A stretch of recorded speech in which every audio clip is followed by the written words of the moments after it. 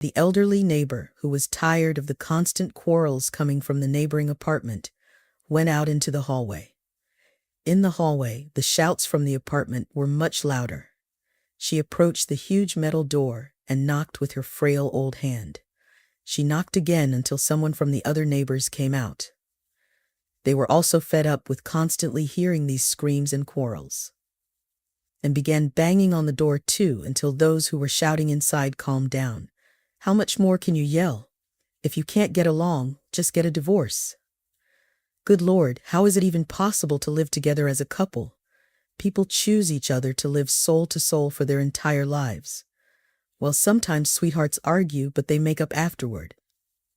But these hysterics happened several times a day. The old woman complained as she walked back to her apartment. "Yeah, I'm about to lose it myself, hoping they'll get a divorce. It's a nightmare. They've had enough of it. I called the police last night because listening to this is impossible. You can't sleep with them yelling like that," the neighbor exclaimed. However, the door they were banging on remained closed, and those who were quarreling behind that door switched to a calmer tone. But the quarreling didn't stop. The neighbors were satisfied with the fact that their histrionics were no longer heard in their own apartments. The woman, who had always been annoyed when neighbors started banging, calling the police, or just yelling to make them calm down, fell silent immediately and turned toward the door. She raised her hand to silence her husband too, who stared at her with crossed arms. "They're going to call the police again. Why won't they calm down? Damn idiots." They live like a herd, not realizing that in a normal life, quarrels happen. Linda complained. She always got angry when neighbors started banging, calling the police, or just yelling to make them calm down. Quarrels do happen in normal life, but not several times a day. I would have personally shut down neighbors like these. Joseph said, "If you spent less time chasing after other women, there wouldn't be any quarrels. I keep telling you that you're to blame for me not being in a good mood all the time. I'm always complaining, and I can't seem to get into a good mood. All I do is notice you talking to someone or getting involved in something that seems suspicious to me," she sharply whispered in an angry tone. "Oh, for heaven's sake, how much more can you take? Your jealousy is driving me crazy. Tell a person 100 times that they're a pig, and they'll start winking. You're really getting on my nerves. I might actually sleep with someone else. You're constantly accusing me of things that aren't true. Aren't you tired of it yourself? Any jealousy stems from low self-esteem. Work on yourself." Joseph responded rather sharply. Joseph walked into another room. Linda, stunned by his forcefulness, remained standing. She couldn't believe that her husband could say such a thing, and it made her uneasy. She listened, and the neighbors didn't say anything. No one was banging on the walls or the door. She felt shattered but couldn't gather herself because everything seemed too complex. Sometimes she felt as if her entire life, the world around her, was slowly falling apart. She would grasp these pieces, attempting to put them back together, but they'd crumble like sand, depriving her of any hope of rebuilding this castle. She used to think that her relationship was like a house of cards that could fall with a simple shake of the table. But now, her relationship felt like a sandcastle being built during a rainstorm. She was tired of constant quarrels, tired of constant hysterics, but she couldn't help herself. She couldn't come to terms with her jealousy towards her husband. She understood that maybe all her hysterics were unfounded, but she was convinced that he had someone else, because she noticed all those hushed conversations, how he took his phone with him to the bathroom at night. And all of this seemed terribly suspicious to her, and she couldn't figure out what was really happening. She gathered herself and went to pick up her son from daycare. As she walked down the street, she thought that spring was coming. It would be warm soon. She thought about her son and what she would say to him when their family eventually fell apart, regardless of whether it was because of jealousy or something else. Each time, every quarrel turned their relationship into even more delicate threads that held them together. She knew that someday these threads would break. Someday their relationship would cease to exist, and she would have to explain to her son why his dad wouldn't be coming anymore. Joseph had always been very good with their son, often picking him up from daycare and spending time with him, but Linda was still convinced that when they divorced, Joseph would want nothing to do with Ben, wouldn't visit him, and wouldn't pay child support. She had seen dozens of families like that where the father behaved perfectly fine, but when the time for divorce came, he simply disappeared, leaving behind the family he had. Joseph sat at work, talking to his colleague, periodically drifting back to one of their recent quarrels. He was ready to leave his family, eager to come up with something to finally put an end to it all. He was tired of his wife's hysterical nature, tired of what was happening between them. Since she began to be jealous of him, she had transformed from a calm and caring woman into some sort of nightmare. He wished that, like before, he could come home, have her embrace him, lead him to the kitchen, have dinner together, and then spend the evening alone together. But every time he came home, it started all over again.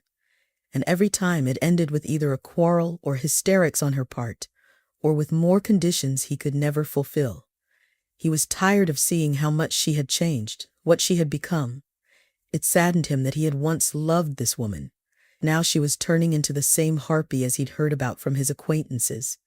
"Did she give you a hard time again?" his colleague asked, smirking. "All wives are the same. They start out good, then it begins.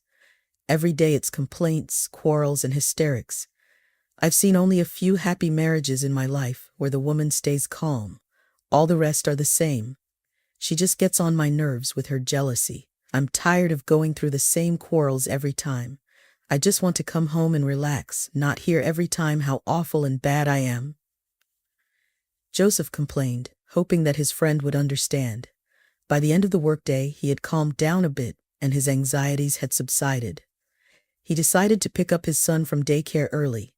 He messaged his wife that he would pick up the child himself and then head to his car. Waiting by his car was a bright, tall, slender woman dressed in a business suit. They got into the car, and as soon as their car pulled out of the parking lot, he stopped and kissed her as passionately as he could. He had missed her like crazy, and she could no longer contain the feelings that were burning inside her. They worked together, pretending that he was giving her a ride home, but they could hardly hide the relationship that existed between them. He didn't just love her, he adored her. He worshipped her and couldn't understand why he still couldn't break these family ties with his wife to be with her. "How long do you think this will go on?" Sarah asked, looking at Joseph. He was grateful to her for starting calmly, for her always logical and modest conversation. She always spoke as if she were just beginning a casual conversation, regardless of how serious the topic was between them. "I think it will all end soon. Just hang on a bit. I just need a little more time. Someday we'll be together. Someday this will be over. I love you so much. Oh God, who would have known how much I love you?" he said to her and kissed her again. She got out of the car and walked along the side of the daycare center towards the apartment buildings. And he, after sitting inside for a while, also got out and went to the daycare. But when he entered, he saw a horrifying scene in one of the groups. He saw the caregiver hitting a girl with a plastic toy while she cried, and the other children were crying too.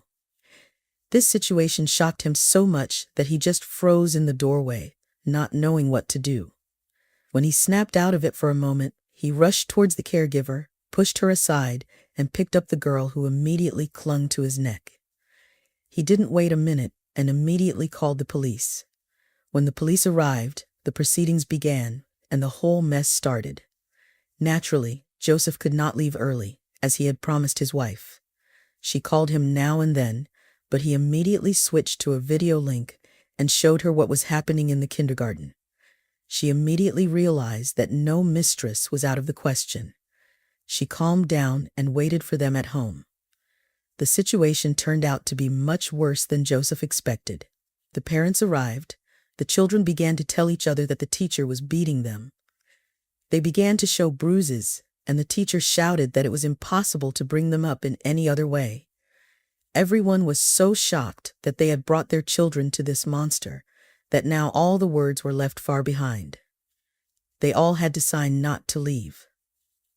And when Joseph finally got into the car with his son, He was finally able to calm down. "It smells so good here," the boy said, looking at his father.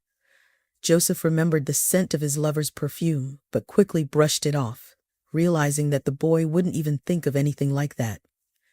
Joseph started the car and headed home to get the boy to a calmer environment as soon as possible. He arrived at the apartment feeling a simple dinner was all he wanted. His wife, as if by a stroke of magic, was surprisingly calm. She set the table, and the three of them sat down to eat, but very soon the boy slid off his chair and went to the living room to do something more interesting. "You won't believe what I walked in on there. She was hitting the child with this rubber toy."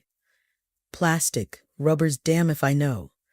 The girl was screaming like crazy, and the other kids were crying. "When I saw it, I was shocked at first. Then I rushed to help her and immediately called the police." Joseph recounted quickly, describing what had happened. "What a horror. I've already read everything in the parents' chat. It's some kind of nightmare. Who would have thought such a thing was possible? Our kid had bruises too, and he kept saying he just fell and bumped himself. I couldn't even imagine that such a monster was working there." Linda exclaimed. She picked at her salad with her fork, hardly eating anything, and kept glancing out the window. Sometimes he looked at her and thought that he didn't want to divorce her because they had come such a long way together. He didn't want to invalidate all of that with one scary word: divorce. She bit her lip and looked at him. She seemed to want to say something, but immediately changed her mind. He wished she would throw a tantrum, start a scene, and then he, as if punishing her, would file for divorce. His thoughts were a jumble. He thought about Sarah. He thought about his wife. He thought about his son, about what happened at the daycare. So many events had occurred in this day that he could barely wrap his head around it all. He thought about the upcoming business trip with his mistress. He thought about how to tell his wife that their relationship had come to an end. He played out dozens of possible conversations in his mind, but none satisfied him. When Linda was so calm, he looked at her and thought that she wasn't as beautiful, not as young as his lover. But there was something familiar about her, something calm, something he loved deeply. "Mom, can I tell you a secret?" Ben asked when his mother came to tuck him in. He lay in his dinosaur-themed pajamas on the light-colored bed, snuggled under the soft blanket, and looked at his mother with playful eyes.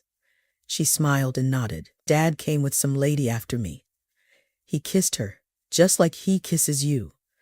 Then she got out of the car and walked away. Clip-clop, clip-clop. Like a horsey, the little boy said and clapped his hands. The smile on Linda's face instantly disappeared when she heard what her child had said, and her voice vanished too. She kissed her son and quickly left his bedroom, sitting down on the couch because she felt too weak to stand. She just stared ahead in shock, realizing that a nightmare had occurred. Her son had confessed that his father was cheating on her. She believed her son because everything she had been saying had suddenly made sense. "I have a business trip coming up soon. I think that when I get back, we need to have a talk. We'll just figure out what to do next, what our plans for the future are, whether it's worth building those plans at all," Joseph calmly said, settling into the armchair. The chair creaked, and she thought she'd rather listen to that disgusting creak than her husband's conversations. "How long will you be gone? Are you going alone or with colleagues?" she asked, gradually approaching the topic she wanted to discuss. But she also stepped back because she didn't want to say anything right now. She simply didn't have the strength to engage in another argument, especially now that their son was already asleep. "I don't know yet. The boss will tell me for sure tomorrow. Tentatively, it's about 4 days. That'll give us some time apart to think. I'll go alone. Maybe they'll send Richard with me. But that's still up in the air. It all happened so quickly. I didn't understand why they chose me," Joseph said. He looked at her, but she didn't respond. He went into the bedroom, and she followed him but couldn't fall asleep. In the middle of the night, she got up, took a shower to freshen up a bit, and went to the kitchen. She stepped onto the enclosed balcony, wrapped herself in a blanket, and sat in a rocking chair, gazing at the dark city that was asleep. Some of the apartment buildings still had lights on. Apparently, there were other night owls like her. She replayed in her mind all the things she had said to her husband during fits of anger and arguments, what he had told her each time, that he had no one else, when in fact there was someone. Lately, she had started to think of herself as paranoid, accusing him of things he hadn't done. But it turned out she had been right all along, and he hadn't wanted to admit that he wasn't a faithful husband. Linda went to the nightstand and picked up her husband's cell phone. She had nothing to lose. She gently put his finger on the screen, and he didn't even wake up. The phone was unlocked. Linda immediately left the room, checked all correspondence, photos, gallery, messengers, and was shocked at how long this relationship had lasted. He had erratic videos, pictures with this girl, quite explicit correspondence. All things that once again confirmed that she wasn't crazy. She knew he was cheating on her. She was constantly throwing tantrums out of jealousy, and he convinced her every time that she was crazy, that there was nothing wrong, that he was faithful to her, and that she was just too stupid and insecure. Linda returned the phone to its place, straightened the couch in the living room, and lay down there. She couldn't bear to be near this person anymore, knowing that he had been sleeping with someone else all this time, making her believe she was going crazy.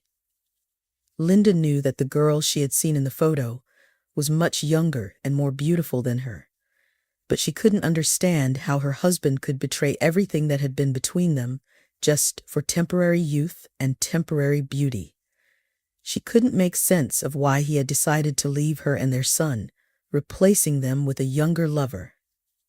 Lost in her thoughts, Linda didn't even notice how she fell into a deep sleep. In the morning, she woke up to the sound of a door slamming shut. She realized that her husband had awakened and left the bedroom, and apparently upon seeing her, he had gone straight to the bathroom. She opened her eyes and felt as though she hadn't slept at all. Her eyes were burning, her head ached, and her body felt incredibly heavy. She wanted to put her head back on the pillow to close her eyes and sleep again. But the realization that sleep wouldn't heal her wounded heart bothered her. "Are you feeling unwell?" Joseph asked as he entered the living room. "Rest for a while, I'll take care of our son. Besides, he's already getting ready by himself. I've told him, so we'll have breakfast now, and then I'll take him to daycare. Get some rest." She didn't even notice how she fell asleep again as soon as she closed her eyes. She wasn't awakened by her son's fuss, their conversations, or even the sound of the door. The next time she opened her eyes, it was already noon. She wished time could turn back so she could wake up early again, because half the day was now gone. She got up, composed herself, and sat down to work, because she had to complete what was planned for today. But her thoughts couldn't focus on her work. In her mind, a giant bell was ringing, reminding her that her husband had betrayed her and her child had been mistreated at daycare. What a nightmare she had fallen into. She couldn't understand where she had gone so wrong to deserve such a difficult period. Linda tried her best to uplift herself, to say something nice to herself, to console herself in any way she could. But nothing seemed to work. Eventually, she decided to let things be as they were. She believed she could handle the situation, no matter how difficult it might be. After all, she had a son, and that meant she had to take responsibility not only for herself but also for her child. She was almost certain that when Joseph left for his mistress, he wouldn't bother spending time with their son anymore, because the child would become irrelevant to him. Many men divorced not only from their wives but also from their children, as bizarre as it sounded. And she had to keep herself together. She would have to muster all her strength to deal with the situation, just because she had a son whom she loved and for whom she would continue to be responsible. When the lengthy court hearings began, Linda had already divorced Joseph. He had returned from a business trip and announced that he wanted a divorce, tired of the relationship and with someone else in his life. When he was on his way to see her, he had expected a massive argument, but to his surprise, everything turned out to be very calm. Linda stoically accepted what he said, not uttering a word. She simply shrugged, as if what happened was meant to be. She treated their breakup as something self-evident. This even struck him as strange. He began to suspect that she knew about his infidelity, and that's why she orchestrated all those arguments. Or maybe it was because she just didn't care. Linda got dressed, stood in front of the mirror, and tidied herself up. She was quite a beautiful woman. There was something distinctive about her. Something special. She was a pleasure to look at. She stood out from all the uniformed dolls that surrounded her. She styled her hair, held her little one's hand, and they headed down to the car. For the first time, she decided on an expensive purchase for herself, but only after the divorce. Until then, she had always bought things for her husband, trying to please him and giving him gifts. She bought gifts for her son, but never thought about herself. But this time, she decided that she deserved this car. She deserved to give herself a real treat, something she had always dreamed of. She seated her son in the SUV, secured him in the child seat, and he clapped his hands with joy. He loved riding in the new car, enjoying being higher than everyone else because the car was quite tall. She sat behind the wheel and started the car. "Mommy, you're the most beautiful, and you look so beautiful when you're behind the wheel," said the little boy, looking at his mother with big, loving eyes. "Thank you, my boy. Oh, Ben, if only all men were like you." She laughed. She thought that compliments from her son were much more pleasant than all the sweet talk from men, who only wanted one thing from her. She went through the divorce fairly easily because by the time her husband returned home from his business trip, she had already come to terms with it and decided to move on. She would work a lot, take care of her son, and just be happy, no matter what. So she knew she would see her ex-husband there today, but it didn't affect her at all. They arrived at the courthouse, entered the building, and took their seats as instructed. She occasionally chatted with her son, who desperately wanted to leave this place but couldn't. "Mommy, why isn't Daddy coming over to us?" the boy asked when they had already left the courtroom. Joseph was standing with his mistress. She was hugging him, clinging to him, as if marking her territory. Linda could see that he was uncomfortable with this. Joseph glanced at his ex-wife and then at their child, but didn't come over to them. "I don't know. Maybe he doesn't want to," Linda said. She paused for a moment and then added, "You know, Ben, in this life there will be many people who will first tell you they love you and then leave, hurt you, or make you feel pain. When you grow up, you will understand that it's part of life and you need to know how to overcome and endure such situations. They act that way not because you're a bad person or because you deserve to be treated that way. They act that way because they're simply not capable of anything else. So does it mean Daddy doesn't come over because I did something wrong?" Ben asked, looking at his mother with worried eyes. And she understood why he was asking that. He probably blamed himself for his father leaving. "No, of course not. Your daddy left because he fell in love with another woman and we became unnecessary to him. You have nothing to do with it." "Well, what do you say? Shall we go to the park, just the two of us?" she asked, and the little boy immediately clapped his hands in joy. She took her son's hand and walked towards the exit of the courthouse building. She passed by her ex-husband and his lover, who continued to cling to him. They descended the tall stone steps together. The boy was talking about wanting to go on the carousel, and Linda smiled and agreed that he could ride anything he wanted. When they reached their car, she seated him, secured him in the child's seat, and then turned around abruptly when she heard her name. "Linda, Linda, please wait for me," Sarah said, rushing out of the courthouse. Linda could see that Joseph had clearly been holding her hand, but had let go since Sarah was coming towards her. Joseph seemed nervous, but Linda didn't care at all. She looked at Sarah with complete indifference because she genuinely didn't care what this girl had to say. She thought Sarah wanted to assert herself somehow, to do something to put Linda in her place, as she believed Linda had her eyes on her man. But what Sarah said slightly caught Linda off guard. "Listen, I'm not here to argue. I want to talk to you. Could you please give him a divorce? You're not living together anyway, and he's not paying child support. He's not visiting his son. Why do you keep making a scene?" Sarah asked, looking at Linda with reproach. "Do you think you can hold on to him? Do you think you can keep him this way? But that's not the case. He will still be with me. Do you understand? All I'm asking of you is to grant the divorce so we can get married properly." Linda looked at Sarah, her expression unchanged. She took a deep breath and replied calmly, "Sarah, our divorce is already in progress and it has nothing to do with you. It's between me and Joseph, and I'm doing what's best for my son. As for your relationship with him, that's your business, but I won't interfere with it. Now, please excuse us. We're leaving." Linda turned away and got into the car, starting the engine. She then drove away with her son, leaving Sarah standing there. "I don't know where you got that information, but we've already divorced," Linda calmly said, shrugging. "We finalized the divorce 3 weeks ago, and I never requested any child support. He gave up his rights to our son, so I don't quite understand what you're talking about." Sarah stared at her with wide eyes, clearly experiencing some kind of mental glitch. She froze, not saying a word, staring as if into emptiness. Linda realized that their relationship wasn't as perfect as it seemed from the outside.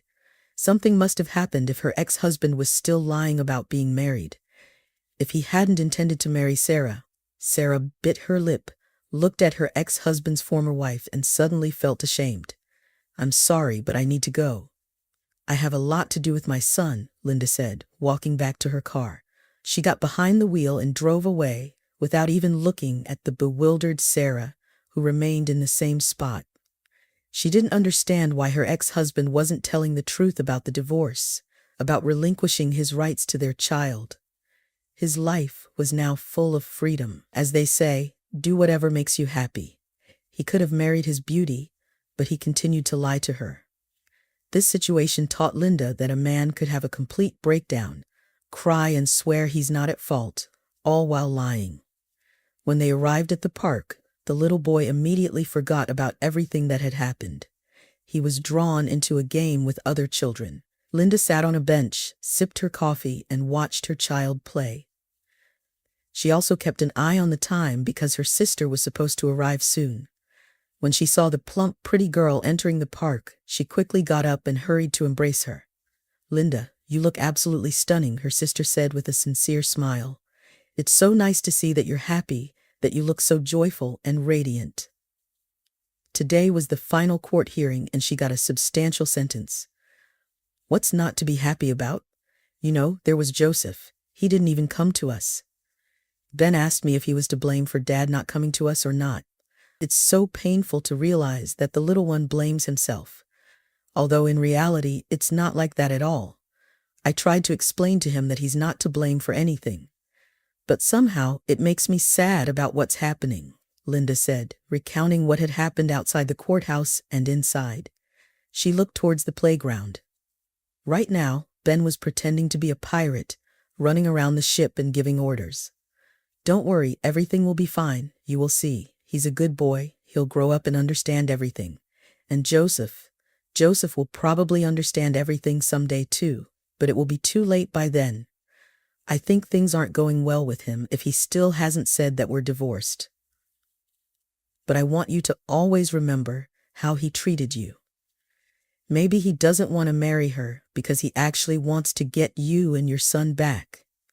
But I really hope you don't get back together because you can't forgive something like that," her sister said. "I think the same way. Overall, I think everything will be fine with Ben and me.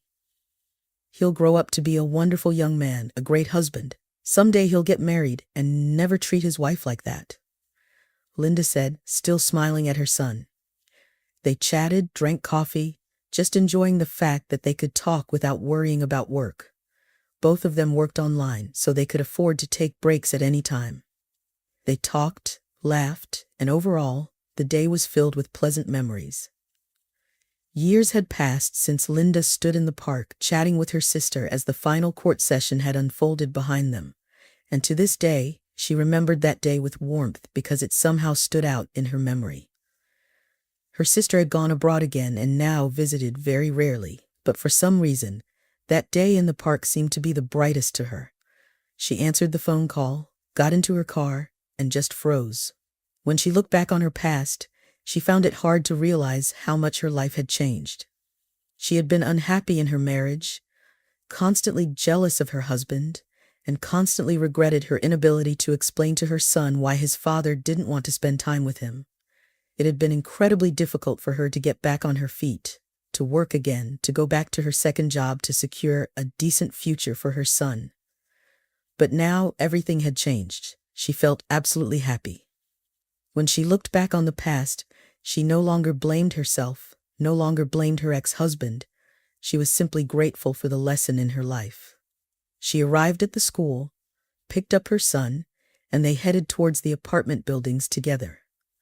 The boy was excitedly recounting what had happened at school, how he had received new grades, and how he had excelled in sports competitions. Linda was immensely proud of her son and tried to spend as much time with him as possible. They got out of the car and walked towards their home. As the boy bounced around, he continued to share an interesting story. When they passed the courtyard, Linda was shocked when she saw her ex-husband's face. When he looked up and saw her, he couldn't utter a word.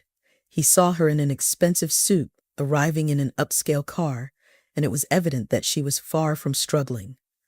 "Dad," the boy shouted, and rushed off in a direction where the janitor had turned.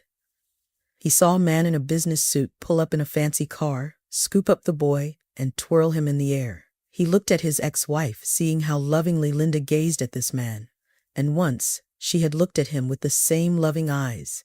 He remained silent because he didn't know what he could say. He had let his family slip away, let go of the woman who truly loved him. He had orchestrated things in such a way that he didn't even want to live anymore.